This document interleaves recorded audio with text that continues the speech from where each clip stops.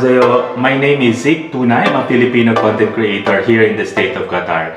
In our last episode, we talked about Korean national holidays, highlighting on Korean Memorial Day, with a bit of a recap on the 2022 K-drama Tomorrow. So today we're going to talk a little more. We're not going to have a history session here, but a little more about each one of them. And I will try to relate it to similar holidays that are being celebrated in the Philippines, where I came from, and in Qatar, where I'm presently in. It's pretty interesting, right?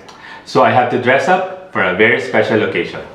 So let's begin. So 1st of March is Independence Movement Day in Korea. We said last time that it reminds Koreans of what happened during the massive public demonstration against the Japanese military rule on Korea that happened on March 1st, 1919.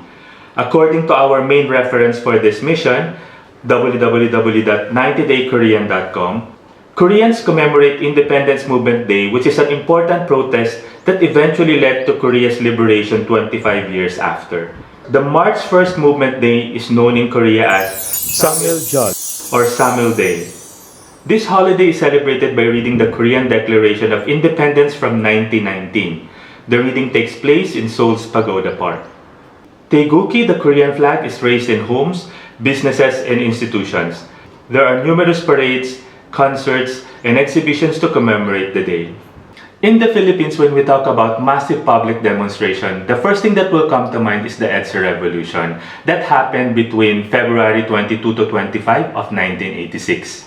Though it is not about any foreign invaders, but it is about toppling down a dictator's regime in a very peaceful way.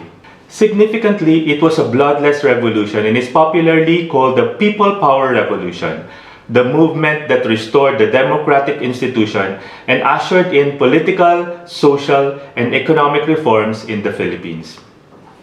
6th of June is Memorial Day in Korea, and we've discussed about it in our last video. But in case you missed it, you can actually watch it here later on. I can probably relate the Korean Memorial Day to Araw ng Kagitingan or Day of Valor that is being celebrated in the Philippines on April 9th of every year. Araw ng Kagitingan is a national observance in the Philippines which commemorates the fall of Bataan to Japanese troops during World War II. The day is officially celebrated every April 9, the start of the Bataan Death March. It was the forcible transfer by the Imperial Japanese Army of some 75,000 American and Filipino prisoners of war from Bataan to Tarlac. At present, the Mount Samat National Shrine or Dambana ng Kagitingan or Shrine of Valor stands as a historical landmark to honor and remember the gallantry of Filipino and American soldiers who fought against the Japanese Army during World War II.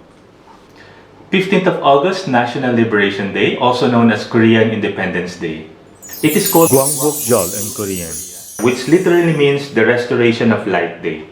The holiday celebrates the end of a dark time in Korean history when the Japanese occupied the entire Korean peninsula. At present time in South Korea, local governments hang the Korean flag on streetlights and outside public buildings. So fun fact, both North and South Korea celebrate Liberation Day on August 15. In fact, August 15 is one of the few holidays held simultaneously between North and South Korea. Another fun fact is that this year, 2023, Korea will be celebrating its 78th Liberation Day, which means that the war just happened not so long ago. So maybe their grandparents and even their parents may have witnessed this sad part of history.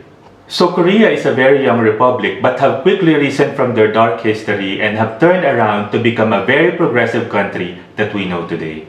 And just like Korea, who was invaded by Japan for 35 years from 1910 to 1945, the Philippines was simultaneously under the Japanese rule for almost 3 years from 1942 to 1945 during World War II. The Philippines was liberated from Japanese control by Allied forces in 1944 and was granted full independence by the United States in 1946. However, the main celebration of Philippine Independence Day is happening every 12th of June to commemorate the declaration of Philippine Independence from Spain in 1898. The Philippines was colonized by the Spaniards for 333 years, and the Philippine Independence Day or Araw ng Kasarinlan, also known as Araw ng Kalayaan or Day of Freedom, is observed nationwide by various celebrations where people are wearing our traditional attire like what I'm wearing right now. So if South Korea is celebrating its 78th Liberation Day, In the Philippines, we are actually celebrating our 125th Independence Day this year. 3rd October, National Foundation Day. On this day, Koreans celebrate National Foundation Day or Gaechanjal in Korean. This celebration centers around the founding of Korea and the myths about how the nation was created more than 4,000 years ago. Like many national holidays worldwide, National Foundation Day is celebrated with huge firework displays throughout the country. In the Philippines, we don't have a celebration of National Foundation Day. The Negritos are believed to have migrated to the Philippines some 30,000 years ago from Borneo, Sumatra, and Malaya. In the 14th century, Arab traders from Malay and Borneo introduced Islam into the southern islands and extended their influence as far north as Luzon. The first Europeans to visit the Philippines in 1521 were those in the Spanish expedition around the world led by the Portuguese explorer Ferdinand Magellan.